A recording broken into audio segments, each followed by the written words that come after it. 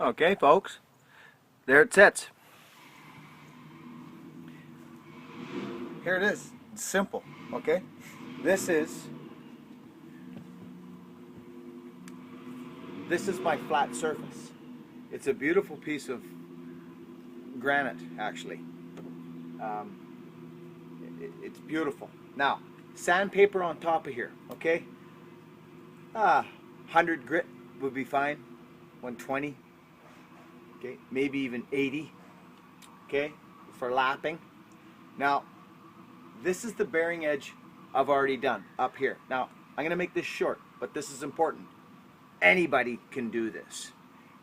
And it's incredibly satisfactory when you have a set of drums that look good. They're cool. They got the retro 70, 60, 70 thing going on. But they sound, whatever you do to them, you can't seem to get them to sound that good. And if you're just, I'm just saying, don't be afraid to do this. Do it by hand. Lap it out, you know, get this level, get this flat. You'll notice when you're done, you'll see there'll be flat spots here and there. Then get out your tools. You got a router, you're handy with all that stuff. Throw a bearing edge on it. I do it by hand. And I've had some stuff come out sounding incredible. So it's not rocket science, okay? It's not. But it is so nice to have these old drums sound great. Set them up beside a Ludwig set and you know, a 60s Ludwig or even anything. New, expensive drums. And they compare. They do.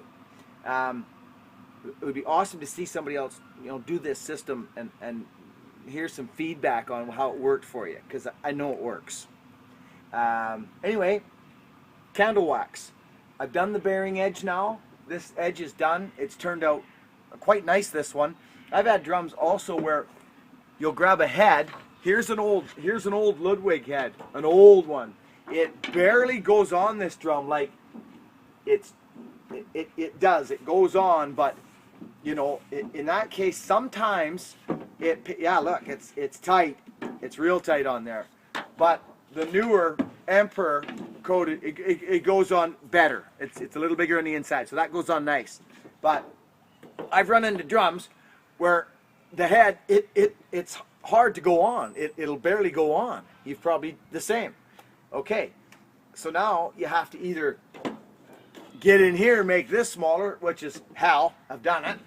And then I realized, because I didn't want to touch the bearing edges at that time, but I do now.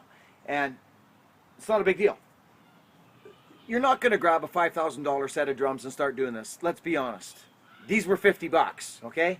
But a lot of work goes into them to get them sounding good. You have to make this come in now. So you can do that in order to make this go on without wrecking the drums. Don't be afraid, people. Candle wax. There it is, okay? This wax goes in, and it fills the little teeny little, you know, pores, the wood pores, eh? Okay, I just do this. This is what I do with all my edges. You may have a conditioner. That's awesome too. But guess what? This didn't cost nothing. Okay, done. I actually rub it in. I give it a little of this, little conditioning, little love. And when you finally put stick to head, trust me, you're gonna like it. So now, even this bottom edge is not done yet.